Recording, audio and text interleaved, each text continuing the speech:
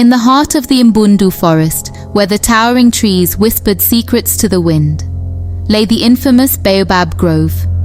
For generations, the villagers of Nkeleni had avoided this place, convinced that it was cursed by the sorceress Zimkitha. Legends told of Zimkitha's betrayal by her people, leading her to place a powerful curse on the grove, turning it into a domain of darkness and despair. Any who dared to enter were said to face unspeakable horrors, their souls trapped forever among the ancient baobab trees. Cabello, a young and ambitious hunter, was not one to be swayed by tales of the supernatural. Determined to prove himself and rise above the ordinary, Cabello set his sights on the Baobab Grove. He believed that by conquering this feared place, he would return a hero, his name forever etched in the annals of his village's history. At the break of dawn, Cabello began his journey toward the Baobab Grove. The path was treacherous, winding through dense forests and over jagged rocks, with the echoes of the village's warnings still fresh in his mind. The deeper he ventured into the wilderness, the more oppressive the atmosphere became. The trees seemed to close in around him, their branches twisting into gnarled hands that reached out to grasp him.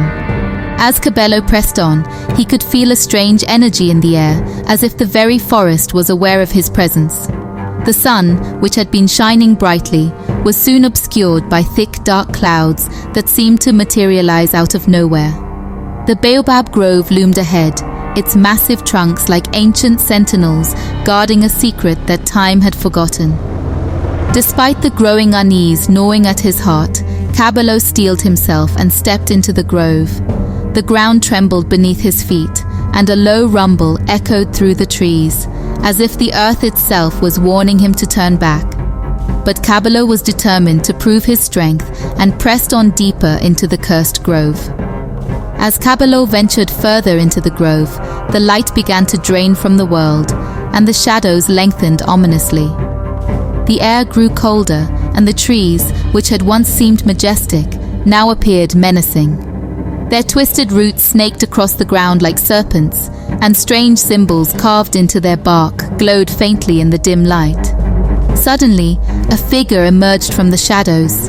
It was Lebo, a mysterious wanderer whose origins were as enigmatic as the grove itself. He had once been a warrior of great renown, but now he was a shadow of his former self, his eyes haunted by the things he had seen. Lebo's presence was unsettling, and his words carried a weight of sorrow and warning. "You should not have come here," Lebo said in a low whisper. "The curse of the grove is not a tale for children. It is real, and it has claimed many who were as bold as you." Cabello, unwilling to show fear, replied defiantly, "I do not believe in curses, Lebo. The grove is just a place, and I am here to prove it." Lebo shook his head slowly, his eyes filled with pity. "You are blinded by your ambition, Cabello. Zimkitha's curse binds this place, and it will consume you if you do not turn back now." But Cabello was resolute, and without another word, he brushed past Lebo and continued deeper into the grove, unaware of the danger that lay ahead. As Cabello walked further into the heart of the grove, the air grew colder still, and the darkness deepened. The trees twisted into grotesque shapes, their branches reaching out like skeletal fingers. A sense of dread began to creep into Cabello's heart, but he pushed it aside, determined to face whatever lay ahead. It was then that he saw her, Zimkitha, the sorceress of legend. She stood at the center of the grove, her form shrouded in darkness. Her eyes glowed with an unnatural light, and her presence radiated a malevolent energy that chilled Cabello to the bone. "You dare defy my curse." Zimkitha's voice was like the rustling of dead leaves, carrying a bitter chill that cut through Cabello's bravado. "You shall pay the price for your arrogance." With a flick of her hand, the grove came alive. The ground beneath Cabello's feet shook violently, and the trees groaned and twisted, their branches lashing out like whips. The earth split open, revealing a deep chasm that seemed to lead to the very heart of the underworld.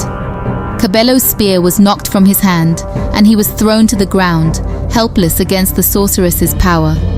As he lay there gasping for breath, Cabello felt the cold fingers of fear grip his heart. He had been so certain of his strength, so confident in his ability to conquer the grove. But now he realized the truth. The curse was real, and he was at the mercy of a force far greater than himself. Just as despair threatened to overwhelm Cabello, a familiar voice called out, "Nandi." She had followed her brother, unable to let him face the dangers alone. She had tracked him through the forest, her heart pounding with fear for his safety. Now she stood before Zimkitha, her eyes filled with resolve. "You cannot have him," Nandi declared, her voice steady despite the terror she felt. "His fate is not yours to decide." Zimkitha's laughter echoed through the grove, a sound that sent shivers down Nandi's spine. "And what will you do to stop me, child?" the sorceress mocked. "You are nothing compared to my power." "I will remind you of who you once were," Nandi replied, her voice calm but firm. "You were not always a creature of darkness. You were once a woman of great wisdom and kindness, revered by the people of this land. You have forgotten who you are." For a moment, Zimkitha hesitated, her form flickering as if caught between two worlds. The darkness that surrounded her wavered, and the light in her eyes dimmed. Nandi took a step closer, her gaze never leaving the sorceress. "Remember the days before the curse," Nandi urged. "Remember the woman you were before anger and betrayal turned your heart to stone. You can choose to let go of this darkness. You can lift the curse and find peace." Zimkitha's form began to waver, the shadows retreating as the sun, which had been hidden by the dark clouds, began to break through. The trees that had once seemed so menacing now stood tall and proud, their branches swaying gently in the breeze. The chasm in the earth closed, and the grove returned to its ancient, peaceful state. The sorceress's voice, now filled with sorrow, echoed through the grove. "I was once like you, Nandi, filled with hope and dreams, but those dreams were shattered by betrayal. I cursed this grove to protect myself, but in doing so I condemned myself to an eternity of darkness. Your words have reminded me of who I was and who I can be again." As she spoke, Zimkitha's form solidified, not as the twisted creature of darkness, but as a woman of great beauty and wisdom. Her eyes, no longer glowing with malice, were filled with a deep sadness. She looked at Cabello, still lying on the ground, and then at Nandi. "You have freed me," she said, her voice full of gratitude. "The curse is lifted, and the spirits of this grove are at peace. Go now, and live your lives free from fear. The Baobab Grove is no longer a place of darkness, but a sanctuary of light." Cabello, weak but alive, looked up at his sister, his eyes filled with gratitude and awe. Together, they left the grove, the wind whispering through the trees, carrying with it the echoes of a curse broken and a heart redeemed. When Cabello and Nandi returned to the village of Nkeleni, the people were astonished to see them alive. The tale of their journey spread quickly, and Cabello recounted the events with humility, acknowledging the courage and wisdom of his sister. Bekizizwe, the village elder, listened closely, his eyes gleaming with pride as he spoke. "You have done what many believed impossible," Bekizizwe said, his voice filled with respect. "You have lifted the curse that has plagued our village for generations. Zimkitha has found peace, and the grove is now a place of healing and light. This is a day that will be remembered for many generations." Cabello, humbled by the elder's words, nodded. "It was not I who lifted the curse, but my sister, Nandi.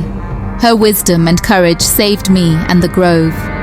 As the days turned to weeks and the weeks to months, the Baobab Grove became a place of pilgrimage. People from distant lands came to see the grove and to offer prayers to the spirits who now rested peacefully among the ancient trees. The once feared grove was now a symbol of redemption and the enduring power of love. Cabello, no longer driven by pride, became a respected leader in the village. He hunted not for glory, but for the sustenance of his people. His name became synonymous with bravery, but he always credited his sister for the true victory. Nandi's wisdom continued to grow, and she became a revered figure in the village.